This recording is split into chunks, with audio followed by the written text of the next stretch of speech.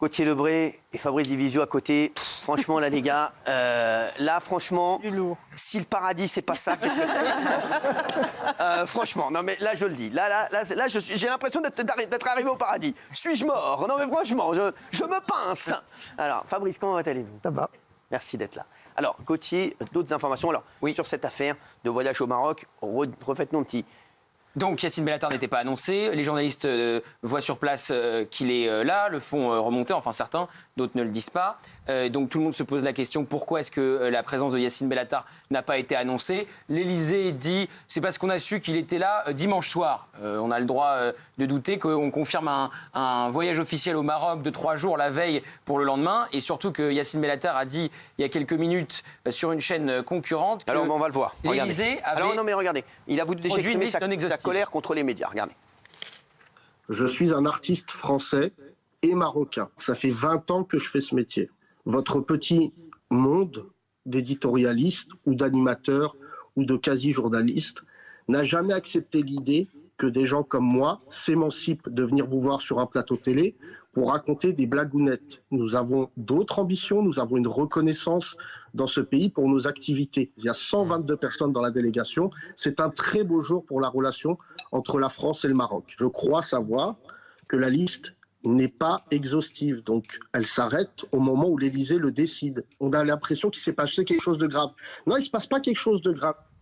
Alors, alors on va rappeler ce qui a été dit sur l'affaire. Alors oui, après vous allez nous raconter avec Sébastien Lecornu. Ah oui aussi, mais là il dit liste non exhaustive. Avec 122 personnes, tout le monde avait déjà dit c'est un record d'emmener 122 personnes dans une délégation pour un voyage officiel. Donc la liste, elle n'était pas du tout non exhaustive, elle était très fournie. Et subrepticement, on rajoute quelques noms en vitesse le lundi soir, dont celui de Yacine Bellatar, parce que la polémique commence à enfler. Donc la théorie que j'ai, c'est Emmanuel Macron est proche avec Yacine Bellatar. Il dit je veux emmener Yacine Bellatar avec moi au Maroc. L'entourage du président se dit oh là là, ça c'est une polémique XXL à la clé. On va essayer de le convaincre peut-être de ne pas emmener Yacine Bellatar, on met pas son nom tout de suite et puis après ils sont rattrapés par les événements, Yacine Bellatar est sur place, les journalistes le voient et la polémique est déclenchée. Mais faire croire qu'il s'est manifesté le dimanche soir pour le lundi matin pour partir au Maroc, pour des qui peut le croire? Et donc oui, il y a une autre histoire dans l'histoire. Il y a l'image avec Sébastien Lecornu, qui a été filmé par nos envoyés. Donc le ministre Sébastien Lecornu. Voilà, le ministre des Armées, filmé par les envoyés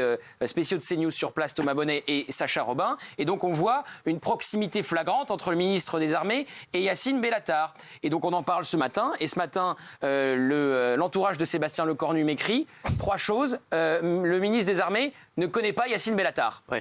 Le ministre des Armées a pris Yacine Bellatar, je cite, pour un technicien en raison de sa tenue, puisqu'il était habillé en jogging basket. Je vous jure que c'est vrai, c'est pas une vanne. Je cite l'entourage du ministre des Armées. Non, on aurait cru que c'était une vanne. Et 3e point, le ministre des Armées est toujours très chaleureux avec les gens qu'il croise. Il est très tactile avec donc voilà. Et donc ce soir, Yacine Bellatar. Alors regardez ce qu'a dit Yacine Bellatar. Ah non. Je connais Sébastien Lecornu puisque je l'ai croisé à plusieurs reprises. Je trouve déplorable que quelqu'un autour de lui dise que j'étais un technicien. Moi, je ne réponds pas à des propos racistes et éliminatoires de gens. Vous parlez de l'entourage de Sébastien Lecornu, ouais. Je ne supporte plus l'idée de dire l'entourage. Soit vous identifiez quelqu'un et cette personne assume ce qu'elle a dit, ou soit tout simplement, il n'y a pas d'état. Je veux dire, à un moment, moi, je ne suis pas en train de vous dire, vous savez ce qu'on a dit de vous, Benjamin Duhamel, que vous étiez animateur parce que vous avez un nom qui s'appelle Duhamel. Vous allez me dire, mais Yacine, c'est pas très intéressant de dire ça. Eh bien, c'est l'entourage de quelqu'un qui m'a dit ça. Yacine Bellatar, je vois pas bien le rapport avec cela. Alors, moi, je vais vous dire, moi, ce que je pense de ça. Moi, j'aime les gens qui assument. Je suis désolé. Moi, il voulait amener Yacine Bellatar au Maroc. Il doit venir, oui. On a amené Yacine Bellatar au Maroc, et c'est comme ça. Et on voulait amener Yacine Bellatar au Maroc. Moi, les mecs qui essaient de nous la faire à l'envers, oui, mais non, en fait, on ne voulait pas l'amener. Mais en fait, on croyait que c'était un technicien. Ah, mais non, mais en fait, je croyais que c'est l'oncle de ma mère. Non, non, les gars, vous vouliez l'amener. Moi, j'aime les gens qui sont droits dans leurs bottes. Ils disent, on voulait amener Yacine Bellatar au Maroc. On l'a amené. Président. Voilà le président. Si vous n'êtes pas content, eh ben voilà, eh ben je vous le dis. Voilà, mais moi je voulais l'amener. Voilà, pour moi c'est ça qui me dérange. Là, comme il le connaît pas, il le prenait pour un technicien. Non mais arrêtez. À un moment, il faut arrêter de nous prendre pour des cons. Non mais franchement, moi il faut être droit dans ses bottes. Moi je le dis. Voilà, ce soir, je vous l'ai dit avant la séquence.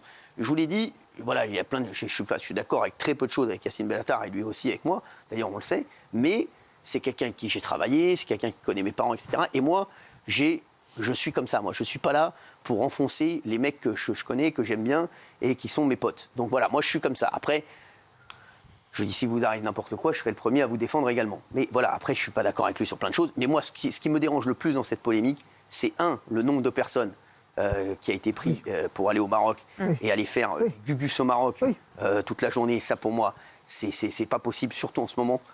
Voilà, je vous le dis, je pense qu'il y a d'autres priorités pour les Français. Excusez-moi de vous dire ça, à part que le ministre de l'Intérieur y aille pour essayer de faire passer cette affaire sur les OQTF et qu'il puisse prendre plus d'OQTF, qu'on puisse les renvoyer au Maroc. Voilà, ça oui.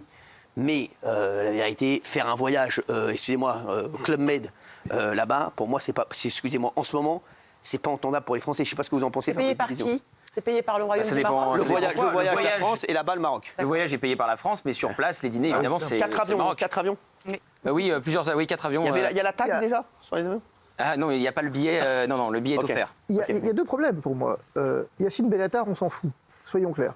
C'est-à-dire que, effectivement, je suis d'accord pour dire que tu veux l'emmener, t'assumes. Exactement. Tu es le président de la République, tu n'as pas à justifier de tes choix, tu fais ce que tu veux. Fin de l'histoire. Je suis pas d'accord.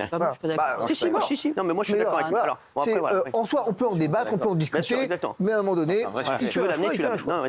Non, le vrai sujet, ou en tout cas le deuxième vrai sujet, au moins, c'est effectivement le nombre de personnes qui y vont. On peut leur dire à un moment donné que c'est pas un voyage de comité d'entreprise. Non, mais ça. Parce que là, on a l'impression que c'est un voyage de comité d'entreprise, ce truc.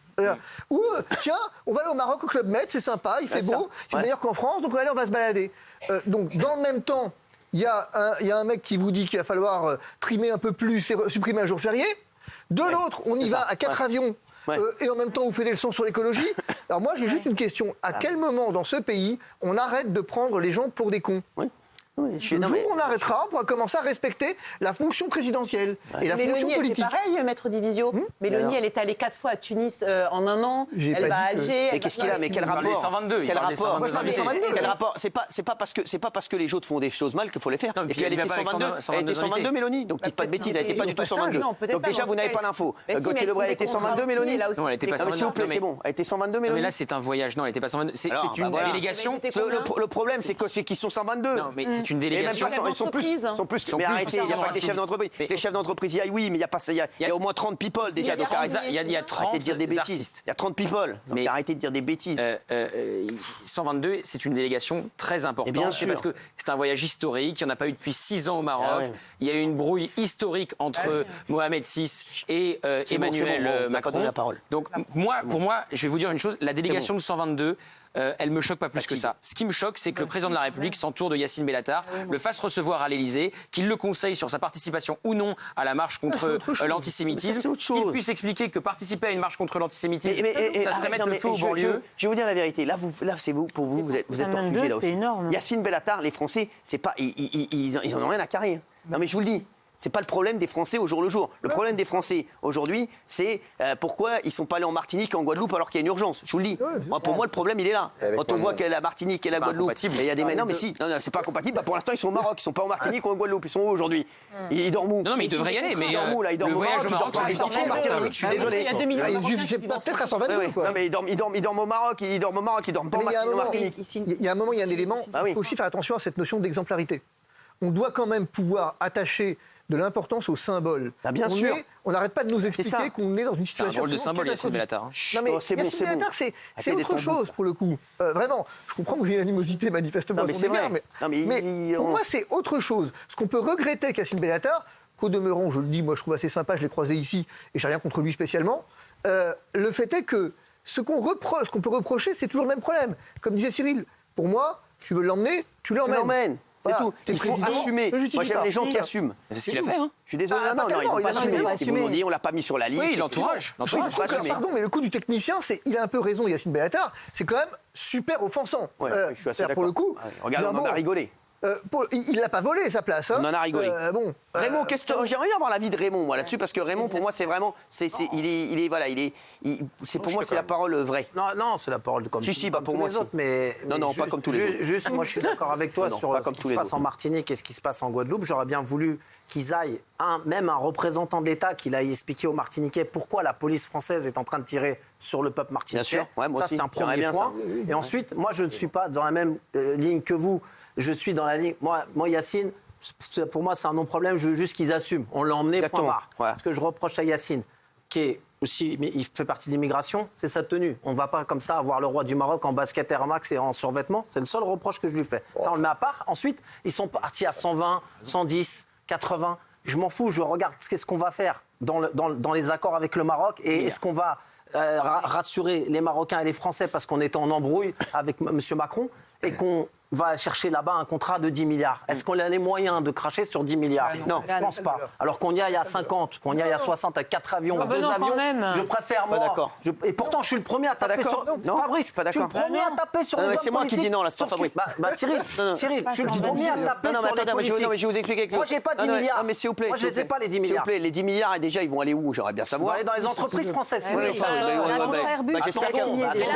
J'espère qu'elles vont les redistribuer aux gens qui travaillent pour eux. Voilà, c'est tout. Bien sûr que oui. Merci, on verra. Si vous n'avez pas besoin de 10 milliards... Non, mais excusez-moi, et il y a 50 chefs d'entreprise, donc ils auraient pu partir à 50. Je suis désolé, 122, avoir...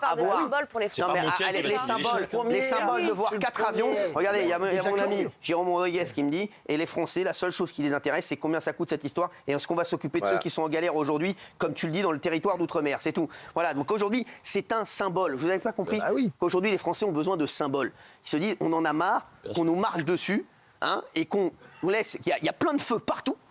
Mais on laisse tous les feux. Mais là, le truc, c'est on va amener, je sais pas qui, là, Jamel, qui est très sympathique, hein, Jamel Debbouze et je sais pas qui au Maroc, les mecs. Mais c'est un symbole pour les binationaux aussi. Il y a beaucoup de binationaux. Mais arrêtez, mais c'est pas le symbole.